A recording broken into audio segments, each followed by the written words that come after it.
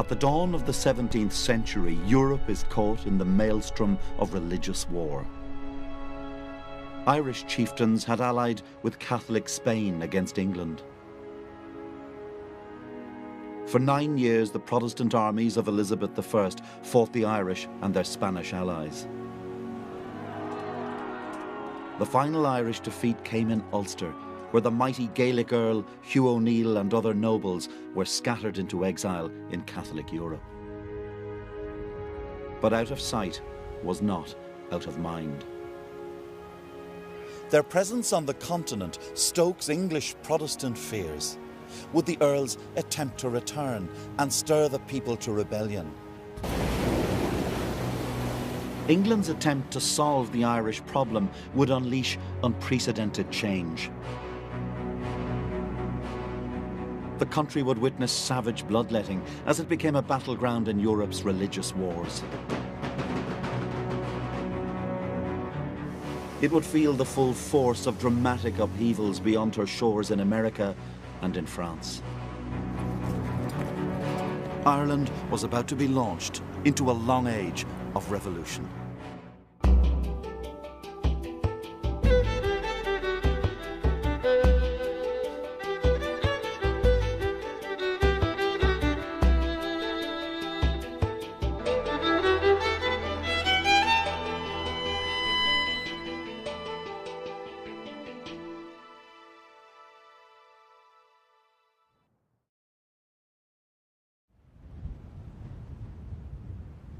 The Ulster Earls are gone, but the people are still Gaelic, still Catholic.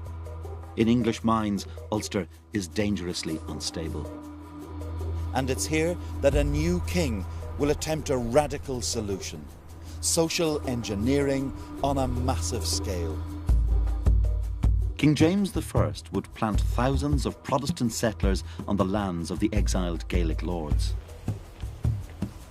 The land was parcelled out in blocks of up to 2,000 acres. By the time 6 counties were colonised, only 1/4 of the land of Ulster remained in Irish hands. The town the planters called Londonderry was to become a Protestant citadel. These planters lived in an age of expansion. English ships also carried settlers to America. And here in Derry, on the banks of the River Foyle, they would forge a Protestant identity different from anything seen in Ireland before. These were not land-grabbing aristocrats, but small traders and farmers, and they had come to stay. It was about establishing something identifiably British. It was about setting up bonds, defended dwellings, bringing the number of planters in, setting up market towns, road networks, modernising and making it clearly identifiable as a place that was part of England and Scotland. To help pay for the plantation, James turned to the commercial guilds of the City of London. These companies already backed settlements in America. To the tailors, butchers, drapers, goldsmiths being asked to go to dangerous Ulster, plantation was sold as a commercial opportunity. This book of maps from 1622 shows how the settlements took shape. This is a piece of cartography from long ago, but it's, you know, as anybody who has lived in Northern Ireland during the period of the Troubles, to actually see this, in a sense, the beginning of it all. Yes. It's quite awe-inspiring. It really is. It brings you right back to the heart of it, and you see really what was the genesis of an awful lot of the issues in Northern Ireland. Of course, we can see when we look on the pages here, where they run through the number of people who are, for example, freeholders on this territory, 1. Englishmen on this property, 16. Natives, 186. That's the mathematics of disaster, isn't it? In a sense, it is. One of the major issues with the Londonderry plantation was that there remained a huge number of native Gaelic Irish tenants on the lands. You've got normal stone houses, which would have housed the early settlers, and then these cabins, they're very much what we would envisage to have been native Irish housing. Some Gaelic Irish worked for the new masters, rented land from them. Outnumbered, the settlers couldn't create a Protestant land for a Protestant people. That sense of insecurity is part of and continues to be a part of the Protestant psyche for a very long time. Originally, part of the idea had been to segregate, to build, this will be the British population and the Irish will be kept apart. But that, of course, proved actually almost impossible, because no matter how hard the London companies might try to attract somebody in London, it wasn't something that was very attractive. So the whole problem was getting the numbers of people and settlers here on the ground in order to actually secure plantation. But from across the narrow channel between Ireland and Scotland came thousands of settlers who would rescue the plantation. There'd been a long tradition of Scots migration to Ulster, but these were Presbyterians, strict Calvinists, viscerally opposed to Roman Catholicism. These are people who have been victims of religious persecution in 17th century Scotland. They certainly see themselves as a chosen people or an elect nation. Their world consists of trials and tribulations and deliverances. And that means that they're tested by God. In Ireland, of course, they're tested by God in the form of the threat posed by the Catholic population. The Reformation had created the most enduring division in Irish history. These Presbyterians would never be assimilated into Gaelic society like earlier settlers in Ireland.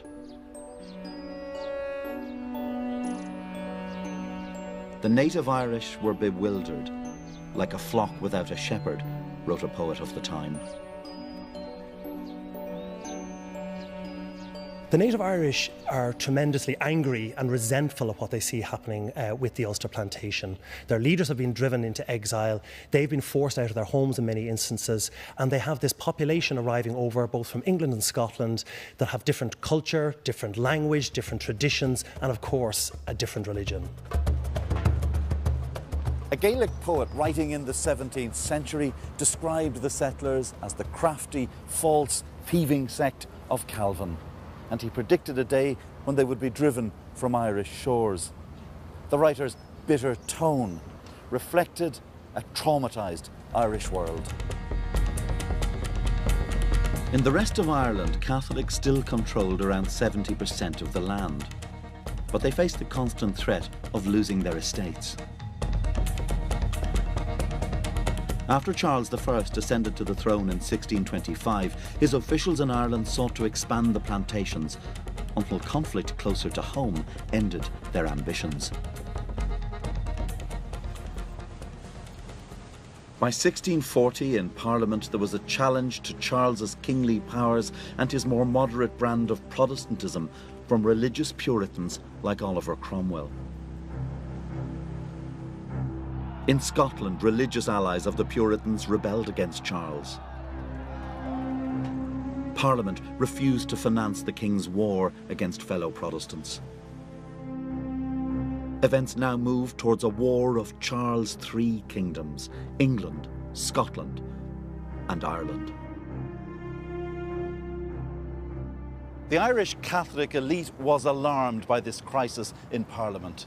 They'd lost land and power, but at least under Charles, there was a degree of religious tolerance. Now, faced with the prospect of a militant Protestant Parliament, they would rebel. The uprising was planned for the 23rd of October, 1641. The rebels failed to capture Dublin Castle, centre of English control in Ireland. Poorly planned, betrayed by informers, the rebellion descended into anarchy. The attempted coup now became something utterly different. Across Ireland, it was the people who were dictating the pace of events. And in Ulster, it would unleash a spasm of rage from the dispossessed. The native Irish now turned on the Protestant planters.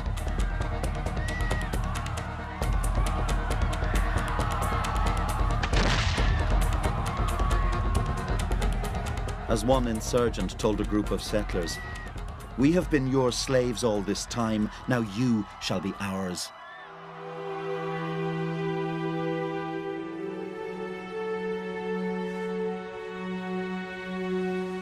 Here in Portadown, Irish rebels rounded up Protestants from the surrounding farmlands.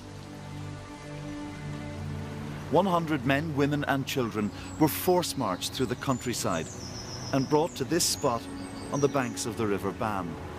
At the point of swords and pikes, they were forced to strip naked and driven into the cold water. Nearly all perished.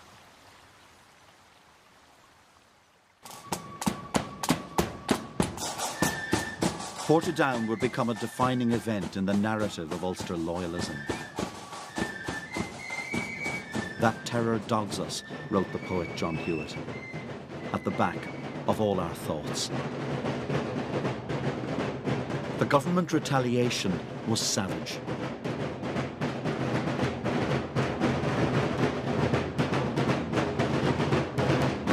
Almost immediately, we get indiscriminate reprisals by government forces against the civilian population in Ireland. Men, women and children are killed in their hundreds, indeed thousands, during the early months of the rebellion by government forces. Across 17th century Europe, stories of atrocity abounded in the wars of religion. But in Ireland, the government systematically collected evidence from Protestant survivors. All 33 original volumes are kept here at Trinity College in Dublin. Now, there's some pretty lurid stuff in here. How much of it can we believe? You get people whose throats are slit, who are shot in front of their wives and children, babies on pikes, people being roasted alive. Some of these are witness statements, but often we get second or third hand accounts as well. This is ideal material for a propagandist, and there's an explosion of print material in London from late 1641 onwards. It has a huge impact on Oliver Cromwell. He was highly outraged by what he saw was going on in Ireland, and he was determined to intervene at some stage. By 1642 in Ireland, a Catholic confederacy was in open rebellion. The Pope had even sent a cardinal with money and weapons. But English attention was diverted from Ireland as the struggle between King Charles and Parliament erupted into civil war.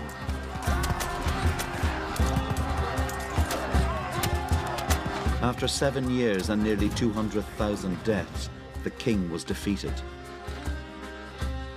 He was executed in January 1649. Parliament had triumphed and Oliver Cromwell emerged as commander of the army.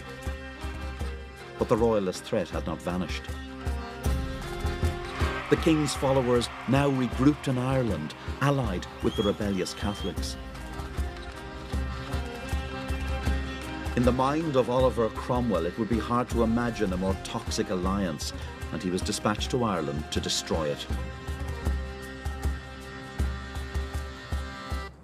He comes to Ireland with an absolutely clear philosophy. That philosophy is, I will terrorise those who resist me, and I will give generous terms to those who surrender.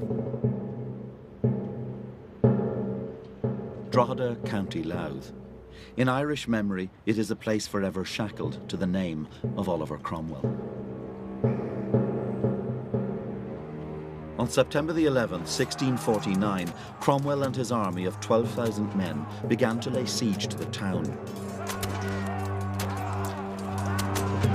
The English royalist commander of the garrison, Sir Arthur Aston, proclaimed that the man who could take Drogheda could take hell. He hadn't met Oliver Cromwell.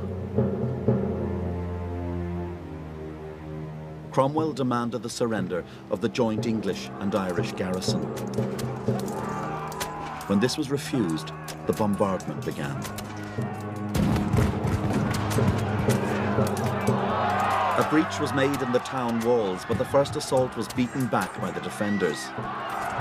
Cromwell then sees himself having to take command. He leads the second charge himself. He has to kind of get past the bodies of his friends and colleagues. So he comes in, and we have to imagine him going street by street, house by house even, clearing the town, killing anyone he encounters, which will certainly include civilians.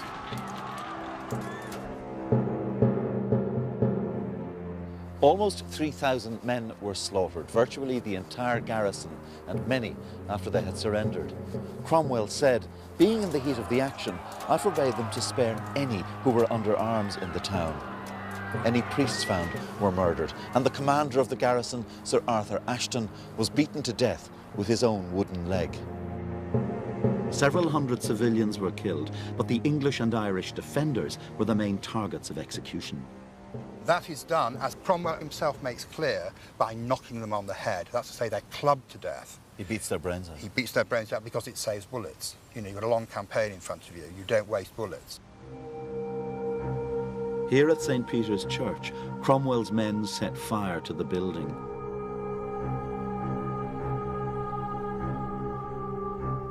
They killed soldiers and civilians alike as they tried to flee the flames. Drogheda was an act of vengeance against English royalists and the Irish, whom Cromwell blamed for the massacre of Protestants. Its military aim was to terrorise other garrisons into abandoning resistance. But a later English politician who would wrestle with the Irish question had no doubt about the nature of Cromwell's legacy. Said Winston Churchill, "He cut new gulfs between the nations and creeds. Upon us all still lies the curse of Cromwell." At Wexford, his army committed another massacre, but many garrisons surrendered. Cromwell was back in England by mid-1650, leaving the army under the command of his son-in-law. Guerrilla bands now staged hit-and-run attacks. Cromwell's army responded with ferocity.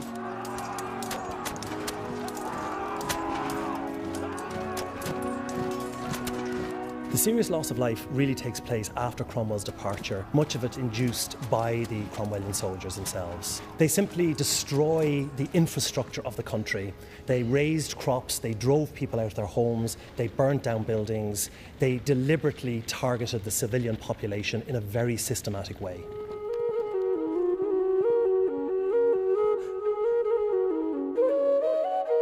The uprooting of populations was a common feature of European war in this period. But what happened next would change Ireland's social order irrevocably. In 1652, Parliament in London passed the Act of Settlement, a radical bill decreeing that the rebel Catholic nobility were to lose their estates and be exiled to the poor regions west of the River Shannon.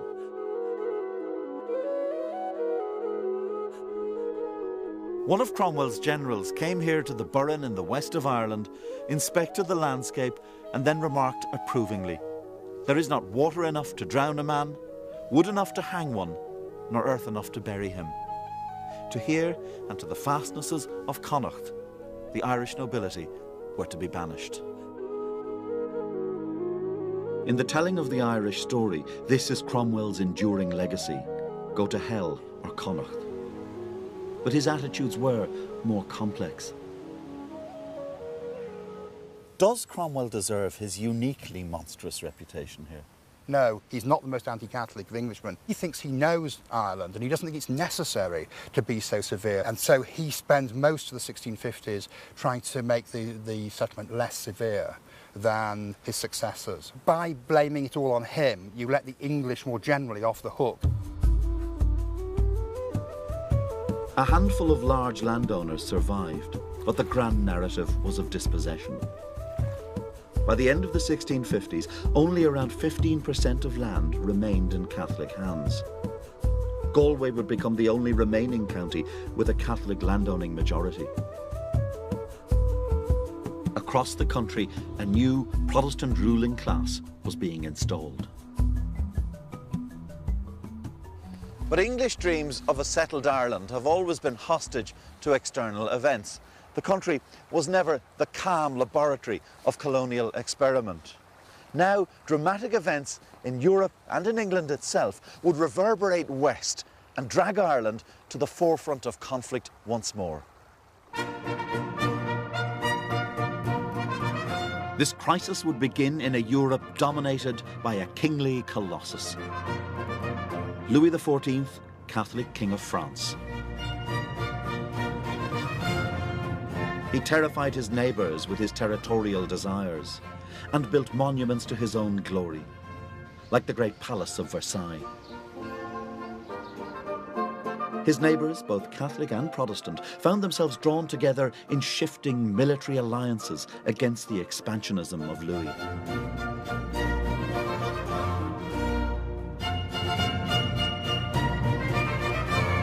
Even by the standards of contemporary monarchy, Louis had a conspicuous sense of his own greatness. Once, when angered by some misfortune, he asked, "Has God forgotten everything I have done for him?" But Louis's power was about to be challenged by a man who would become a hero to the Protestant cause in Europe, and an icon of enduring power to the Protestants of Ireland. Prince William of Orange, Protestant leader of the Dutch Republic, resisted French attempts to conquer his country. William is not a dogmatic man, but he does feel that there is a sort of free world, which is predominantly Protestant, which has to be defended. But I think it's important to realize that defending Protestantism doesn't mean fighting Catholicism. It means fighting France. William is drawn to Ireland by an English crisis. Cromwell is long dead and the monarchy restored.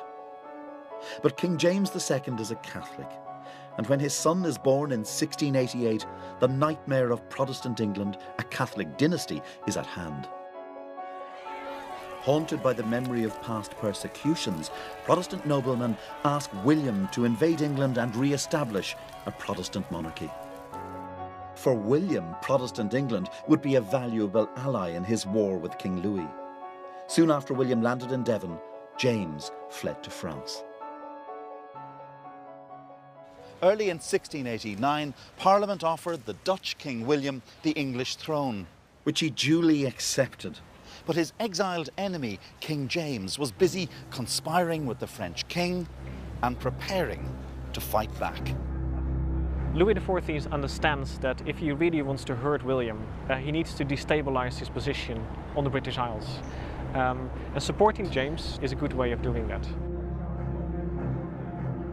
With Louis's help, James raised an army in France and sailed for Ireland. On March the 12th, 1689, he landed here at Kinsale in County Cork. This Catholic king landed with about 1,200 French troops, but soon thousands of Irishmen were rallying to his flag. They were willing to support an English king because they believed he would grant them religious freedom and return confiscated lands. To the dispossessed, the arrival of James signalled the rebirth of hope. James marched through Cork and on towards Dublin. By April, his army was besieging Londonderry, one of the last bastions of Protestant resistance. But the defenders closed the city gates and they remained shut until the garrison was relieved after 105 days of siege. Their slogan of no surrender would echo through the centuries.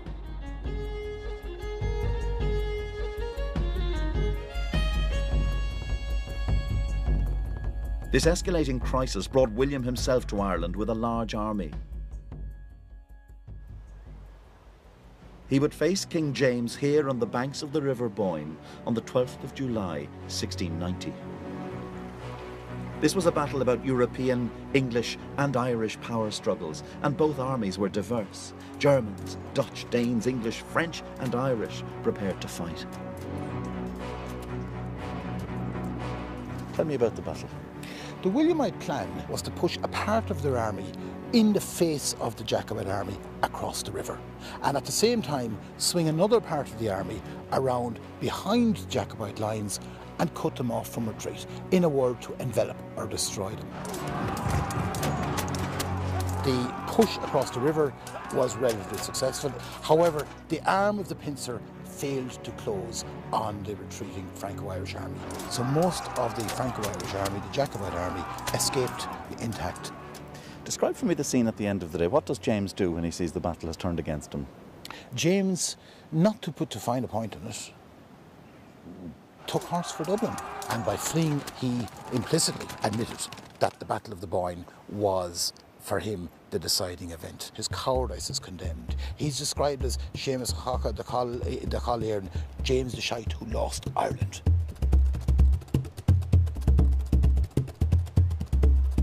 To William, the Boyne and the battles that followed were important, but only as part of a wider European power struggle. In Ireland, however, his victory ensured the survival of Protestant supremacy.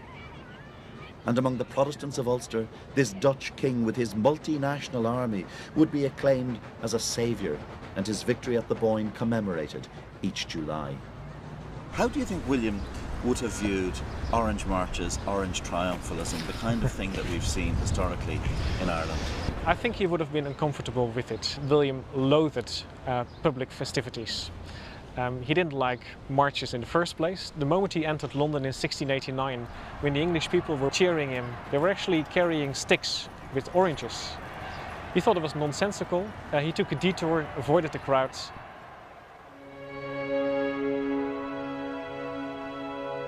To the vanquished Irish Catholics, William offered generous terms, but his successors ignored the promises. By the end of the Williamite Wars, the Catholic elite in Ireland had either been wiped out, driven into exile, or abandoned any resistance. The people who'd led the great rebellions against Elizabeth, against Cromwell, had been thoroughly defeated. And in their place came a new ruling ascendancy. The Irish ascendancy means the privileged Irish. We're talking about, from the late 17th through the 18th century, privilege is, as in every European ancien regime, privilege is associated with religious profession. To be a member of the ascendancy, to be privileged, you're Protestant. But unlike the rest of Europe, in Ireland, the state religion was that of the minority. Throughout the 18th century, this Protestant ascendancy monopolised power and wealth. Its grandees emerged from a range of backgrounds, from nouveau riche and nobility. There was a surge in construction of grand public and private buildings. There were new road networks and canals. Ireland offered opportunity for men of the right faith. To be a member of the ascendancy does not mean that you're only, let's say, the descendants of Cromwellian expropriators. It can mean that you're from a Catholic family who has cleverly converted at the right time.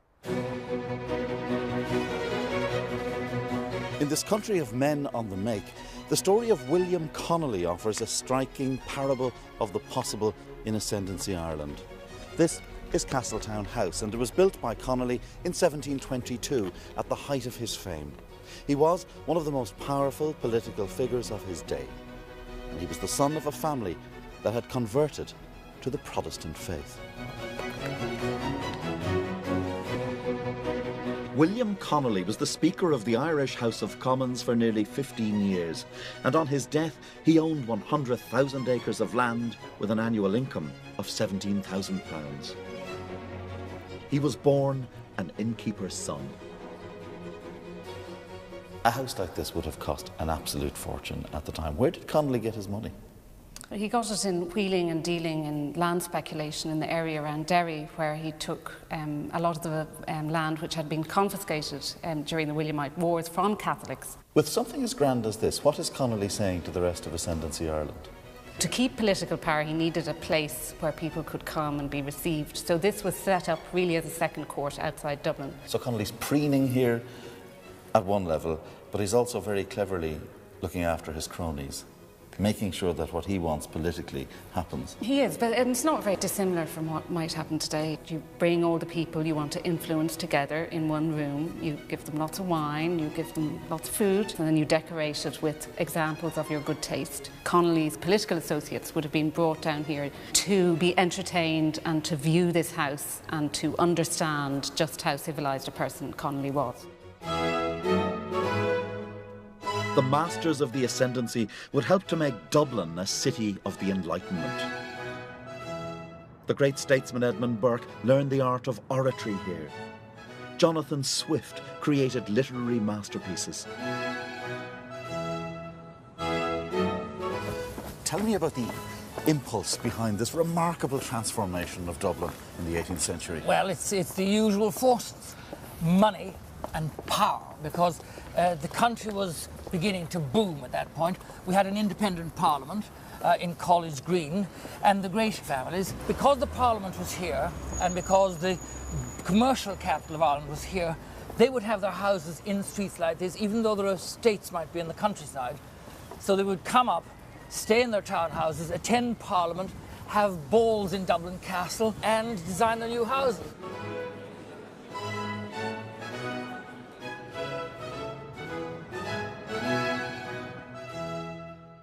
In 1741, the composer George Frederick Handel was invited to Dublin after being asked to compose a special work in aid of the city's sick. The result was one of the most famous pieces in the entire canon of classical music, The Messiah.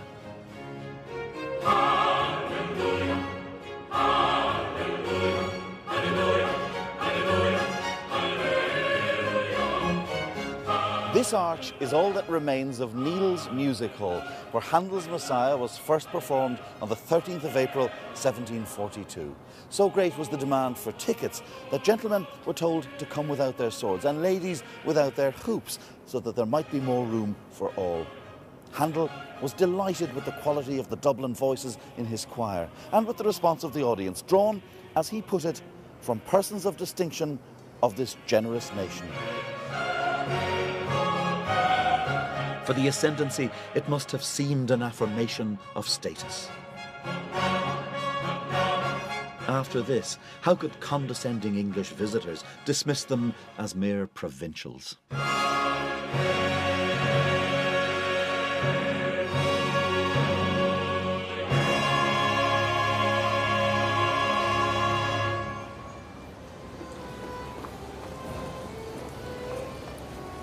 But Handel was alert to another music. As he walked the streets of Dublin, he heard the tunes of itinerant Irish musicians. He even transcribed one of them, a melancholy air called The Poor Irish Boy. It was music far removed from the Georgian salons of Ireland. It evoked a country where the material prosperity of the ascendancy simply never reached.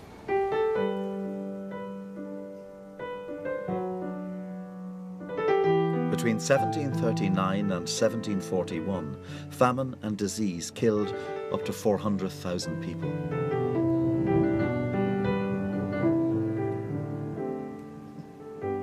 The Gaelic poets and the musicians who had once served the Catholic nobility evoked a world in turmoil.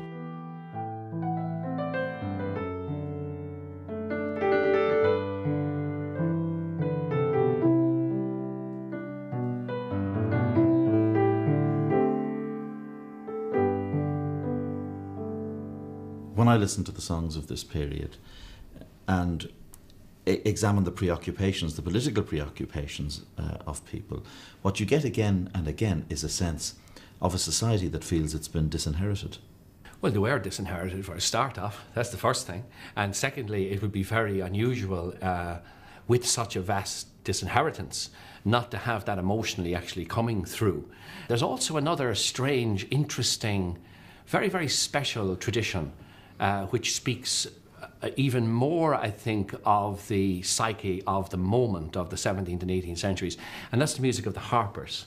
With the collapse of Gaelic society, aristocratic society, you have these itinerant harpers, these nomadic harpers. So the world that paid for them, that sustained them, is gone. So they had to look for patronage, and of course they logically looked to the new landowners of the big houses, the Anglo-Irish owners of the big houses. So the key person in that is Thorlogh O'Carolan, who was born in 1670, died in 1735. And he was right in the middle of that period, and he was by far the most famous.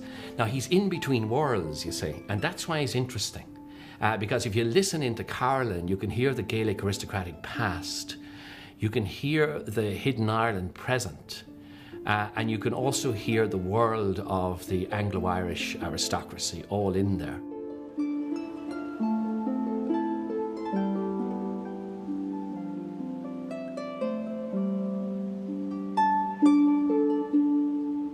From the early 18th century, restrictions on Catholics had been strengthened under the so-called penal laws, a charter for the defence of Protestant power.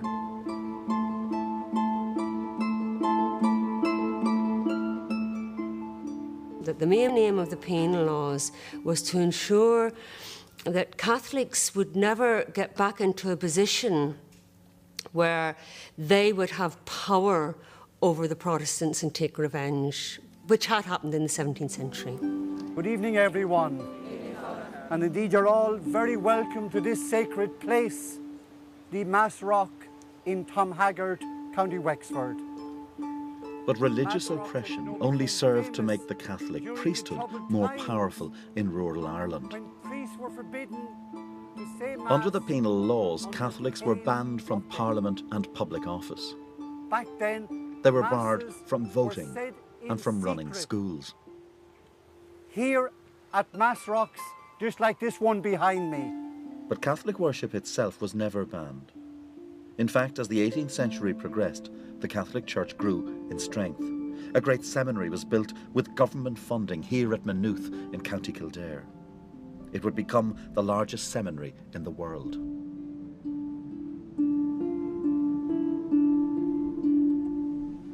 The true significance of the penal laws was not religious, but economic. Catholics were not allowed to buy land. And if an existing Catholic landowner died, his property had to be divided among all his children, and that would ensure that no big landowner would survive. A handful of the Catholic elite had held on to their estates. But the majority of rural Catholics became tenants of Protestant landlords. Among some of these, wrote the English traveller Arthur Young, there was a habit of tyranny. It's easy to imagine Ascendancy Ireland as a country with one rigid divide: Catholic poor and Protestant overlords. But within those terms, Catholic and Protestant, there existed many different aspirations. There was an emerging Catholic middle class. People like the young lawyer Daniel O'Connell, whose family had held on to its lands, and who would later become a leading figure in the story of Ireland. Others were the children of merchants and traders, like Thomas Moore, the son of a Dublin grocer who would become the most popular poet of his day. Ascendancy Ireland couldn't live in a bubble, sealed apart from this large, active, vibrant Catholic culture all around you. There were transactions between Protestants and Catholics on all sorts of levels. There was far more of a coming and going, and far more of a complexity to Irish society in the 18th century than has often been allowed by historians. Protestant Ireland, too, was a varied landscape, not all grandee landlords. In Ulster, Presbyterians were also victims of the penal laws. There, Calvinism was condemned by the established Anglican Church. And like Catholics, they were forced to pay for the upkeep of Anglican ministers. Discrimination prompted many to look beyond Irish shores.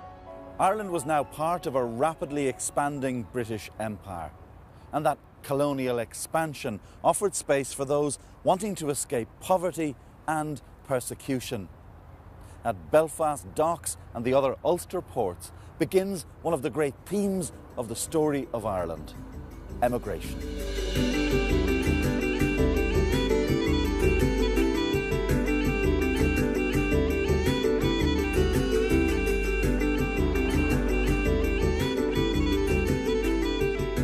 We're used to the idea of Irish emigration to the United States being a Catholic phenomenon. But the first people to come here in any sizable numbers were Ulster Presbyterians. Between 1717 and 1776, more than 250,000 of them crossed the Atlantic to the New World.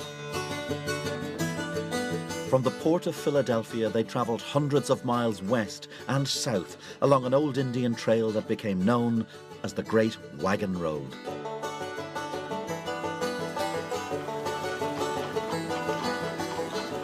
many came to the frontiers of the new America, Virginia's Shenandoah Valley.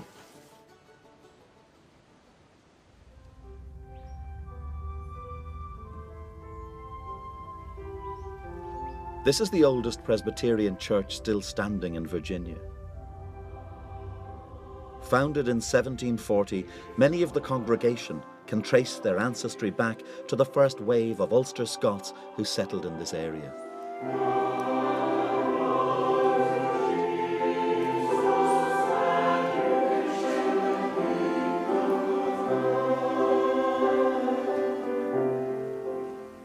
What kind of character do they bring to this place?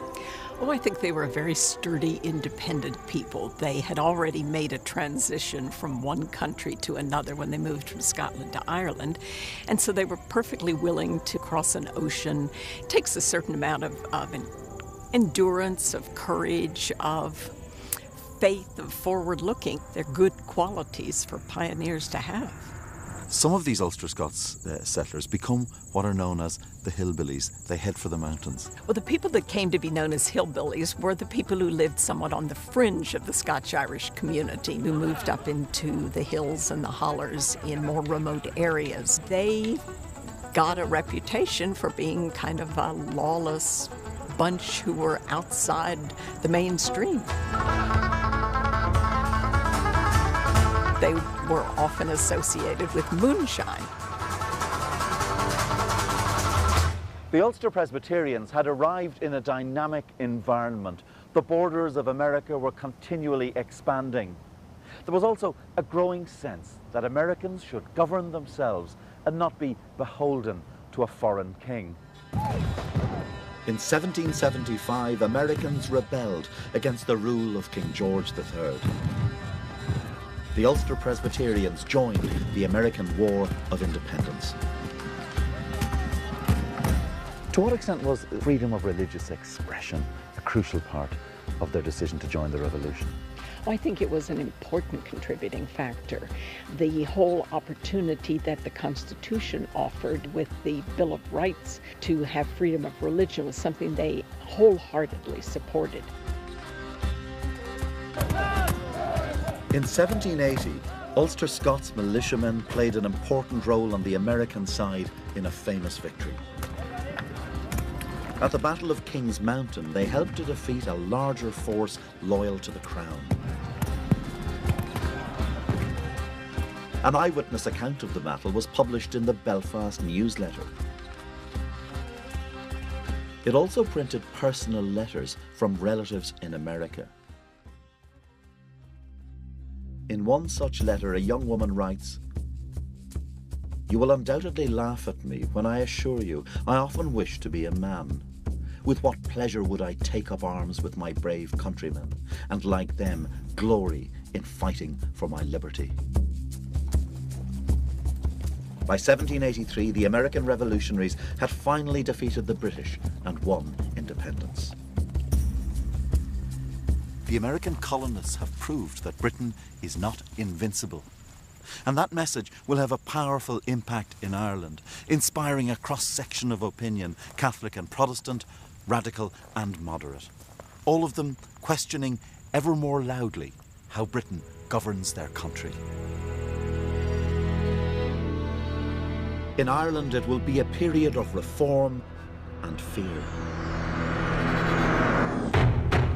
Protestant volunteer groups are formed, loyal to the Crown, but demanding more power for the ascendancy Parliament and a greater Irish share of imperial trade. A committee of influential Catholics, supported by reformist Protestants, succeeds in gaining voting rights. But British government concessions to Catholics unsettle ascendancy grandees who fear the loss of their power. And in rural Ireland, change creates uncertainty. Catholics and Protestants join sectarian secret societies. The Ireland of the late 18th century swirls with contrary ambitions and ideas. Nothing is settled or inevitable. But the deep fissures in society are about to be exposed. Ireland stands on the verge of cataclysm. Once again, it is events abroad which will provide the spark.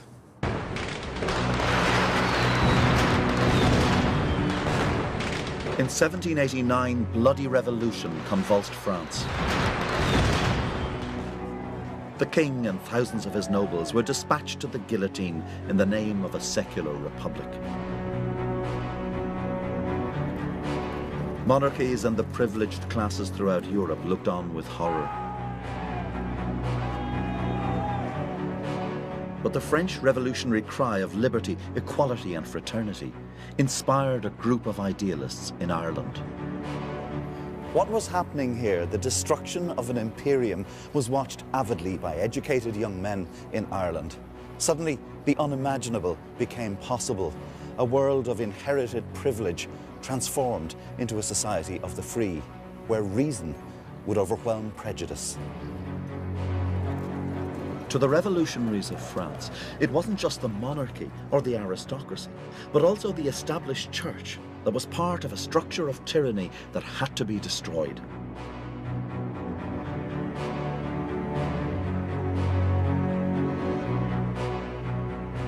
In Belfast, these developments were watched with excitement by a group of radicals. They were Presbyterians who now set out to unite all Irishmen in the cause of liberty.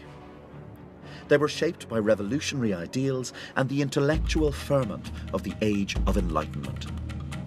They produced an alliance that would have seemed unthinkable.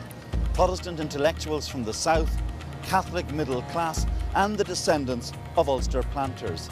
It is these Presbyterians who here in Belfast in 1791 found the first organisation dedicated to breaking the link with Britain. They called themselves the United Irishmen, and they sought a secular Irish republic. They allied themselves with the Catholic Committee in peaceful agitation. But events in Europe propelled them from activism to revolution. In 1793, England and France went to war. The pro-French United Irishmen were outlawed. Here at Cave Hill, overlooking Belfast, in June 1795, a group of Irish Protestants gathered to swear an oath. Never to desist in our efforts until we subvert the authority of England over our country and assert our independence. But there is a fundamental crisis. They do not speak for all Protestants.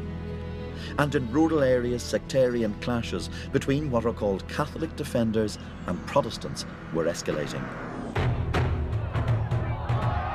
The defenders were drawn from the impoverished Catholic peasantry.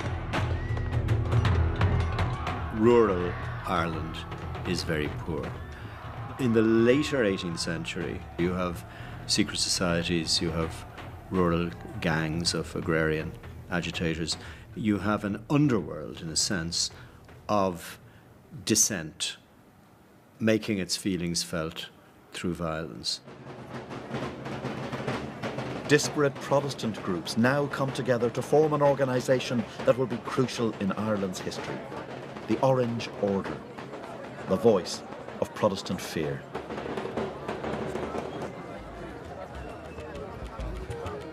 But an idealistic young Protestant lawyer from Dublin hoped that even the Orangemen might eventually be won over to the United Irish cause. Theobald Wolfe Tone would become the most articulate proponent of Irish independence. He was very vivacious, very clever. Quite quickly he moves on from the law to become a political pamphleteer. He begins to analyse the wrongs of Ireland, and one of the main wrongs was that the vast bulk of the populace was excluded from all political rights, in other words the Catholics. As one of the most high-profile United Irishmen, Tone was forced to flee Ireland in the fateful year of 1795.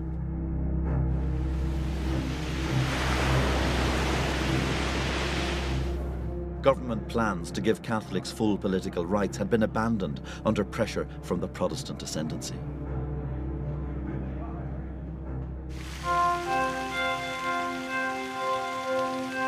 Tone made his way to revolutionary France to seek military help for an Irish revolution. On May the 2nd, 1796, Tone was called to meet the leaders of the French Directory. It's easy to imagine Tone's excitement. This is his moment. From backstreet meetings in Belfast and Dublin, he's come to the centre of international revolution. Walking into the splendour of the Palais de Luxembourg, he said he felt as if it were all a dream. Waiting to greet him was the great military tactician and founder of the Revolutionary Army, Lazare Carnot. Tone deliberately ignored the sectarian reality in Ireland when he spoke to Carnot. He told him that all the people were unanimous in favour of France and eager to throw off the yoke of England. He asked me then, wrote Tone, what I wanted: an armed force, arms and some money. Tone comes out into the Jardin de Luxembourg outside the Palais. He's walking around, it's a beautiful summer's evening, listening to the music coming out. Don't forget, he's been in really high-level discussions, so he's a bit overwhelmed by them. And then the head of the military bureau comes out and says, it's done, it's agreed. We're sending an invasion force to Ireland. It was a top French general, and Tone just had this moment. I've succeeded. This is what I wanted. Tone's meeting precipitates one of the most dangerous threats to England by revolutionary France. 15,000 French troops in 43 ships arrived off the west coast of Cork in December 1796. With only 11,000 British troops in the area, a French victory looked imminent. Tone came tantalisingly near to his dream of landing a French army in Ireland. We were close enough to toss a biscuit ashore, he said. But bad weather and the indecisiveness of commanders scuppered his hopes. The French turned for home. England, he wrote, has had its luckiest escape since the Armada.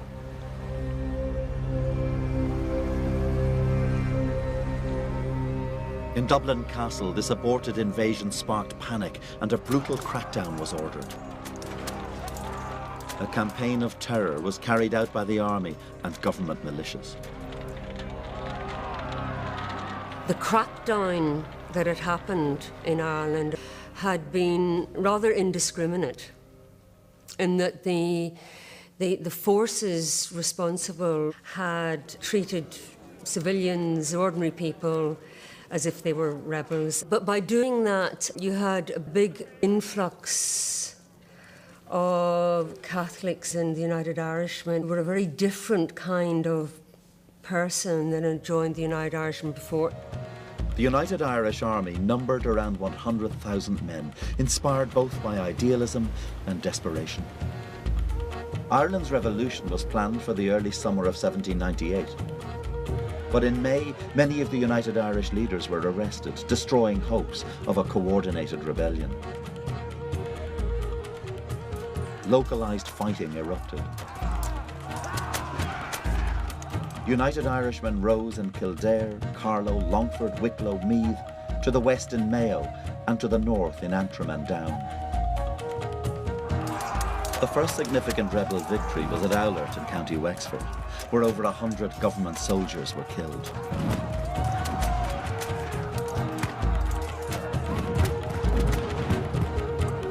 Owlert was quickly followed by the rebel capture of Wexford town and Enniscorthy. But sectarian fear was deepening. The United Irish include large numbers of Catholic defenders. The Orange Order supports the government. Where the violence breaks out, the question is whose sense of rebellion will predominate? Will it be that of the secular-minded United Irish intelligentsia with their French ideas, or will it be that of the, if you like, more deeply rooted, more ancient antipathies that the defenders have kept in their worldview? The sectarian divisions, which had been papered over by the United Irishmen's talk of universal brotherhood, now exploded into the open.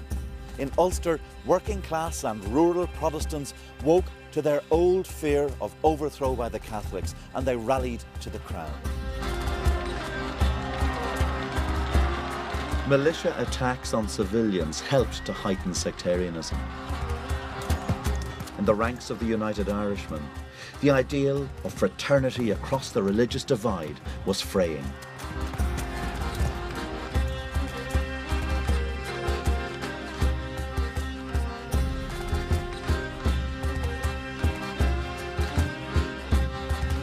Most of the rebels were tenant farmers, and they had inherited a long tradition of grievance about Protestant newcomers taking over land, about sectarian conflict, about the New Orange Order. These were people fighting for themselves.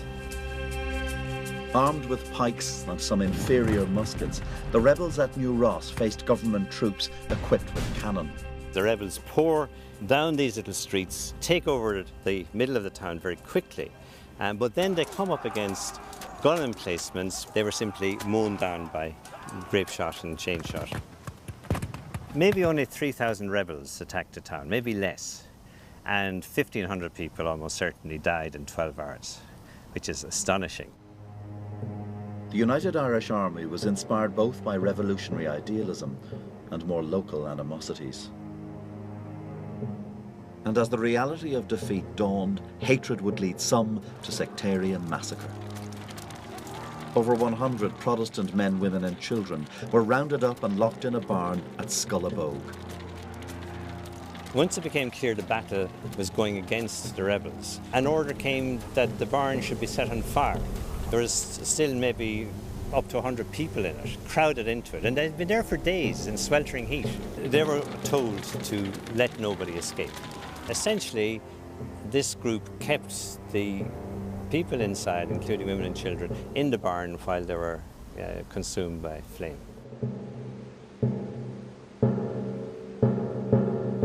One of the United Irish leaders, Miles Byrne, called what happened here at Scullabogue a lamentable disgrace carried out by cowardly ruffians. A rising which started with the ideal of uniting Catholic and Protestant had ended here in sectarian butchery. The rebellion was now entering its final phase. By the end of the summer, 30,000 people were dead.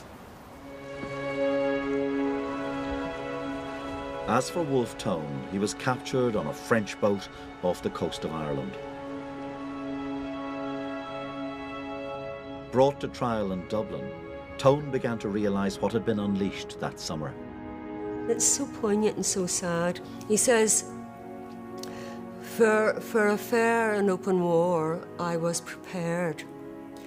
That it has disintegrated into mayhem and assassination and bloodshed.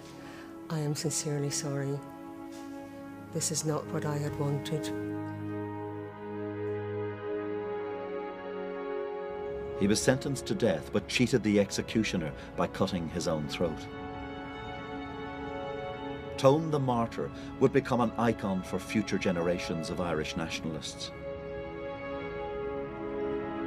But the revolution had ended all hope of uniting Catholic and Protestant.